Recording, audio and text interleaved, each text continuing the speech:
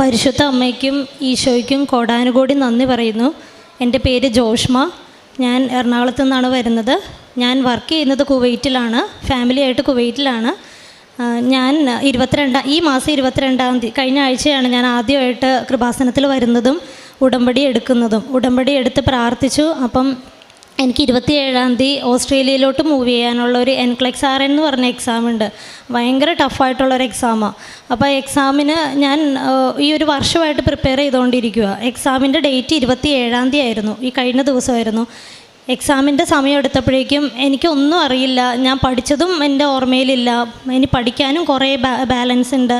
ഒരറ്റത്തും എത്താത്തത് കണ്ടപ്പോൾ ഞാനിവിടെ വന്ന് ഉടമ്പടി എടുക്കുന്ന കൂട്ടത്തിൽ മാതാവിനോട് പറഞ്ഞായിരുന്നു, മാതാവേ എനിക്ക് ഒരു സ്ഥലത്ത് ഞാൻ എത്തിപ്പെട്ടിട്ടില്ല, പഠിച്ചതൊട്ട് ഓർമ്മയുമില്ല, മാതാവ് എന്തെങ്കിലും ചെയ്തു തന്നാലേ പറ്റുള്ളൂ എന്ന് പറഞ്ഞ് മാതാവിനെ ഏൽപ്പിച്ചിട്ട് ഞാൻ പോയി. 22-ാം തീയതി ഇത്രയും മാതാവിനെ ഏൽപ്പിച്ചിട്ട് ഞാൻ പോയി. 25-ാം തീയതി ആയിരുന്നു എനിക്ക് ബാംഗ്ലൂരിലോട്ട് പോകേണ്ട. ബാംഗ്ലൂരായിരുന്നു എൻ്റെ സെൻറ്റർ. പോകുന്നതിന് മുൻപ് അച്ഛൻ പറഞ്ഞിരുന്നു, ഉടമ്പടി വിശ്വസ്തയോടെ പാലിച്ചു കഴിഞ്ഞാൽ സഞ്ചാരി മാതാവ് കൂടെ വരും, കൂടെ വന്ന് നമ്മുടെ എല്ലാം സാധിച്ചു തരുമെന്ന്. അപ്പോൾ എനിക്ക് നിർബന്ധമായിരുന്നു, ഉടമ്പടി ഞാൻ നിർബന്ധമായിട്ടും പാലിക്കും, എൻ്റെ ബുദ്ധി കൊണ്ട് ഞാൻ ജയിക്കില്ല.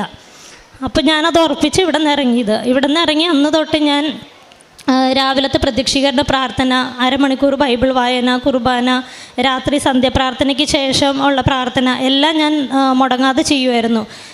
അതിനുശേഷം ഉള്ളത് എനിക്ക് യാത്രയുടെ സമയങ്ങളായിരുന്നു. അപ്പോൾ ബസ്സിലിരുന്ന് എനിക്കിതൊന്നും ചെയ്യാൻ പറ്റില്ലെന്ന് ഓർത്തു. പക്ഷേ ഞാനത് നിർബന്ധമായിട്ട് ചെയ്യണമെന്ന് ഉറപ്പിച്ചിരുന്നതുകൊണ്ട് ബസ്സിൽ തിരി കത്തിക്കാൻ പറ്റില്ല. തിരിയെടുത്ത് പ്രതീകമായിട്ട് ഉയർത്തിപ്പിടിച്ച് ബസ്സിലിരുന്ന് മുടങ്ങാതെ എല്ലാം ഉടമ്പടിയിലുള്ള എല്ലാ കാര്യങ്ങളും നിർബന്ധമായിട്ട് ചെയ്തിരുന്നു.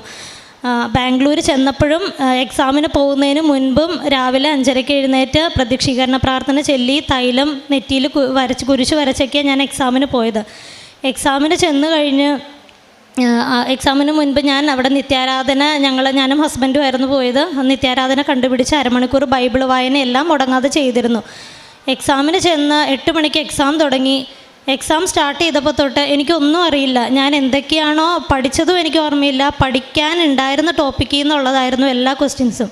എനിക്കൊന്നും അറിയില്ലായിരുന്നു ആൻസർ. ഞാനപ്പം മാതാവിനോട് പറഞ്ഞു, മാതാവേ കമ്പ്യൂട്ടറൈസ്ഡ് ആണ് എക്സാം. ഞാൻ പറഞ്ഞു, ഞാൻ ഈ ഓപ്ഷൻ ചൂസ് ചെയ്യും കേട്ടോ മാതാവ്, എനിക്കറിയില്ല ഇതിൻ്റെ ആൻസർ. അങ്ങനെ ഞാൻ ഓരോ ഓപ്ഷനും 150 ക്വസ്റ്റ്യൻസും ഞാൻ അങ്ങനെ തന്നെ ആൻസർ ചെയ്തു. എല്ലാം മാതാവിനോട് പറഞ്ഞിട്ട് ഞാൻ ഏതോ ഒരു ഓപ്ഷൻ ചൂസ് ചെയ്തു. എക്സാം ടൈം ഔട്ട് ആയി കഴിഞ്ഞാൽ തോറ്റുപോകും. അതുകൊണ്ട് ടൈം ഔട്ട് ആവാതിരിക്കാൻ വേണ്ടി സ്പീഡിൽ ചെയ്ത് തീർത്തിട്ട് ഞാൻ പറഞ്ഞു, മാതാവേ ഞാൻ കംപ്ലീറ്റ് 150 ചെയ്തു, പക്ഷെ എന്താ ചെയ്തതെന്ന് എനിക്ക് അറിഞ്ഞുകൂടാ. ഇറങ്ങി വന്നും അതേ പ്രാർത്ഥനകൾ തുടരുകയും ചെയ്തു. ഇറങ്ങി വന്ന പാടെ ഞാൻ വീട്ടിൽ വിളിച്ച് പറഞ്ഞു, 99% ഞാൻ തോക്കും. ഞാൻ എഴുതിയേക്കണം ഒന്നും എല്ലാം തെറ്റാണ്. ഒരു 3 ക്വസ്റ്റ്യൻ്റെ ആൻസർ മാത്രമാണ് എനിക്ക് കറക്റ്റ് ഉറപ്പുള്ളത്. അങ്ങനെ ഞാൻ സങ്കടപ്പെട്ട് പറഞ്ഞപ്പോൾ അമ്മ പറഞ്ഞു, ഉടമ്പടി എടുത്തതിന് ശേഷം ആരും ഇതുവരെ സങ്കടപ്പെടേണ്ടി വന്നിട്ടില്ല, എല്ലാ പ്രശ്നത്തിനും പരിഹാരം ഉണ്ടായിട്ടുണ്ടെന്ന് പറഞ്ഞു. ഞാൻ ഇത് പറഞ്ഞ് തിരിഞ്ഞപ്പോൾ ഹസ്ബൻഡ്, ഞാൻ എക്സാം എഴുതുന്ന സമയത്ത് ഒരു മാതാവിൻ്റെ പള്ളിയിൽ പോയി പ്രാർത്ഥിച്ചുകൊണ്ടിരിക്കുമായിരുന്നു. ആ സമയത്ത് ഒരു ചേച്ചി വന്ന് ഒരു കൊന്ത ഹസ്ബൻഡിൻ്റെ കയ്യിൽ കൊടുത്തു. വെഞ്ചിരിച്ച കൊന്തയാണ്, പ്രാർത്ഥിച്ചോളാൻ പറഞ്ഞ്. ഞാനപ്പോൾ അമ്മേനെ വിളിച്ചെല്ലാം കഴിഞ്ഞ് അപ്പോൾ ഹസ്ബൻഡ് എൻ്റെ കയ്യിൽ ഈ കൊന്ത തന്നിട്ട് പറഞ്ഞു, ഒരു ചേച്ചി വെഞ്ചിരിച്ച കൊന്തയാന്ന് പറഞ്ഞ് തന്നതാ, പ്രാർത്ഥിച്ചോളാൻ പറഞ്ഞ് തന്നു. ഞാൻ ആ കൊന്ത മേടിച്ച് നോക്കിയപ്പോൾ കൊന്തയിൽ കുരിശിൻ്റെ കൂടെ കൃപാസനത്തിൽ മാതാവിൻ്റെ ലോക്കറ്റാണ് കിടക്കണേ. പെട്ടെന്ന് എനിക്ക് ഭയങ്കര സന്തോഷവും ഭയങ്കര അത്ഭുതമൊക്കെ തോന്നി. അതുവരെ ഉണ്ടായിരുന്ന ഡിപ്രഷനൊക്കെ അങ്ങ് മാറി. ഞാൻ ഓർത്തു, സഞ്ചാരി മാതാവ് വരുമെന്ന് അച്ഛൻ പറഞ്ഞ സത്യമാണ്. സഞ്ചാരി മാതാവ് ഇപ്പം എൻ്റെ കൂടെ ബാംഗ്ലൂർ വന്നു എന്ന് എനിക്ക് ഉറപ്പായി. എനിക്ക് ഭയങ്കര വിശ്വാസമായി അത്. ഞാൻ 28-ാം തീയതി തിരിച്ചു വന്നു.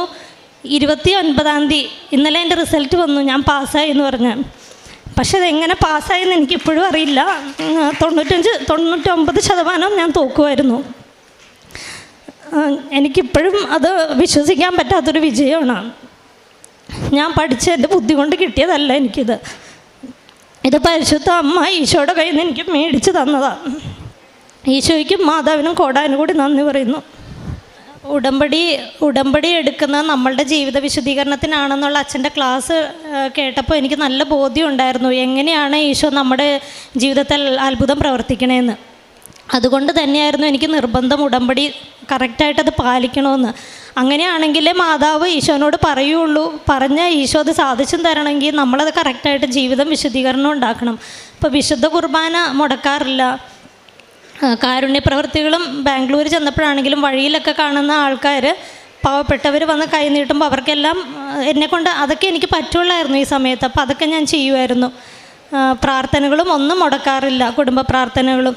പരിശുദ്ധ അമ്മയുടെ മധ്യസ്ഥതയിലേറെ പ്രത്യേകിച്ച് ഈ മകളുടെ സാക്ഷ്യത്തിൽ ഏറ്റവും പ്രധാനപ്പെട്ടത്, ഈ സാക്ഷ്യമൊന്നുമല്ല എല്ലാ സാക്ഷ്യങ്ങളിലും നമുക്കെപ്പോഴും ഒരു മനുഷ്യനെന്ന രീതിയിൽ എപ്പോഴും ഒരു ചിന്തയുണ്ടാവുക, ഇത് ഇവിടെ വന്നില്ലെങ്കിലും ചിലപ്പോൾ നടക്കാനിരുന്നൊരു കാര്യമായിരിക്കുമല്ലോ എന്നുള്ളൊരു പ്രോബബിലിറ്റിയോ അല്ലെങ്കിൽ ഇതൊരു കോയിൻസിഡൻസ് മാത്രമായിട്ട് ചിന്തിക്കാവുന്നൊരു മാനുഷിക യുക്തി എപ്പോഴും, അല്ലെങ്കിൽ ഒരു സംശയത്തിൻ്റെ യുക്തി എപ്പോഴും എല്ലാ വിശ്വാസികളുടെ ഉള്ളിലും, അവിശ്വാസികളുടെ പിന്നെ അത് മാത്രമേ ഉള്ളൂ, എങ്കിലും വിശ്വാസികളുടെ ഉള്ളിലും ഉണ്ടാവാൻ സാധ്യതയുള്ളൊരു പ്രലോഭനമെന്നോ ഒരു സാധ്യതയാണ്.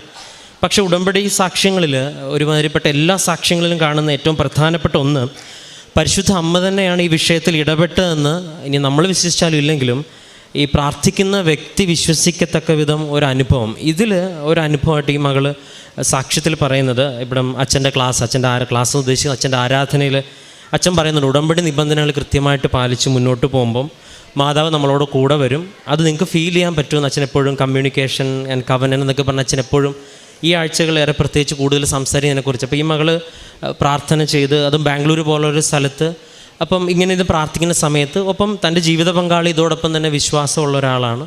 അദ്ദേഹവും ഒരു ദേവാലയത്തിൽ പ്രാർത്ഥിച്ചുകൊണ്ടിരിക്കുന്നു.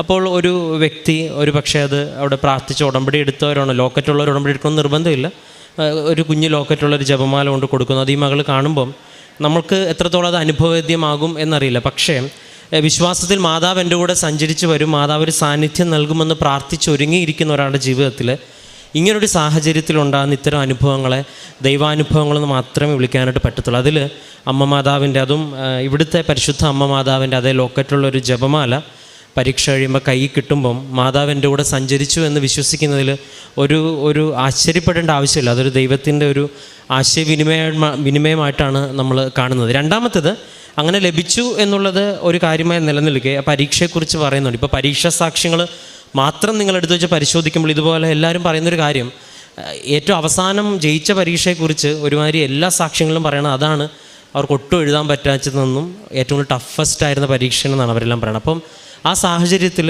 ദൈവം അവരെ ജയിപ്പിച്ചു എന്നുള്ളതാണ്. അത് നമ്മുടെ വിശ്വാസവും വിശ്വാസമില്ലായ്മയും അതൊരു പ്രശ്നമല്ല. പക്ഷേ ഇവരെ സംബന്ധിച്ചിടത്തോളം അതും അതിജീവിക്കുവാനായിട്ട് സാഹചര്യം ഒരുങ്ങി. അതിനുശേഷം പരിശുദ്ധ അമ്മയുടെ രൂപം കിട്ടുന്നു. എല്ലാം കൂടി ചേർത്ത് വായിക്കുമ്പോൾ അമ്മ മാതാവ് ഇതിൽ ഇടപെട്ടു എന്ന് വ്യക്തമായിട്ട് ബോധ്യപ്പെടാനുള്ള അനുഭവങ്ങൾ. ഇതാണ് ഉടമ്പടി സാക്ഷ്യങ്ങളുടെ അനുഭവങ്ങളെന്ന് പറയുന്നത്. ഒരു പക്ഷേ ഇങ്ങനെയുള്ള അനുഭവങ്ങളും പരിശുദ്ധമ്മ പ്രത്യക്ഷപ്പെടുന്നതും എങ്ങനെയാണെങ്കിലും മാതാവ് ഒരു കാര്യം ഉറപ്പുവരുത്തുന്നത്, നിങ്ങളുടെ ഉടമ്പടിയിൽ നിലനിൽക്കുകയാണെങ്കിൽ നിന്നോടൊപ്പം ഞാനുണ്ട് എന്നുള്ള വലിയൊരു സാന്നിധ്യത്തിൻ്റെ ഒരു അനുഭവം പരിശുദ്ധ അമ്മ നൽകും. അതൊരു പക്ഷേ അമ്മയുടെ പ്രത്യക്ഷീകരണത്തിൻ്റെ വലിയൊരു അനുഭവം നമ്മൾ വിശ്വസിക്കുവാനും അനുഭവ സാക്ഷ്യങ്ങൾ പറയാൻ വേണ്ടി തന്നെയായിരിക്കും. കാരണം ഇങ്ങനൊരു അനുഭവം കിട്ടാതെ ആരും ഇവിടെ സമയം കണ്ടെത്തി വന്ന് മൈക്കെടുത്തൊന്നും പറയത്തില്ല. അപ്പം ഈ ഒരു യുക്തിയിൽ ചിന്തിക്കുമ്പം, ഈ ഒരു പ്രാർത്ഥനയോടുകൂടി ചിന്തിക്കുമ്പം പരിശുദ്ധ അമ്മ ഈ വിഷയത്തിൽ ഇടപെട്ടു എന്നുള്ള ഒരു ബോധ്യം മകൾക്കുണ്ട്. അതിൻ്റെ സാക്ഷ്യമാണ്. അപ്പോൾ നമ്മുടെ ഉടമ്പടി നിയോഗങ്ങളിൽ വിശ്വസ്തയോടെ നിലനിൽക്കുവാനും പരിശുദ്ധ അമ്മ സാന്നിധ്യം പ്രകടമാക്കുവാനായിട്ടും നമുക്ക് പ്രാർത്ഥിക്കാം. നമുക്ക് കരങ്ങളടിച്ച് ദൈവത്തിൻ്റെ നാമം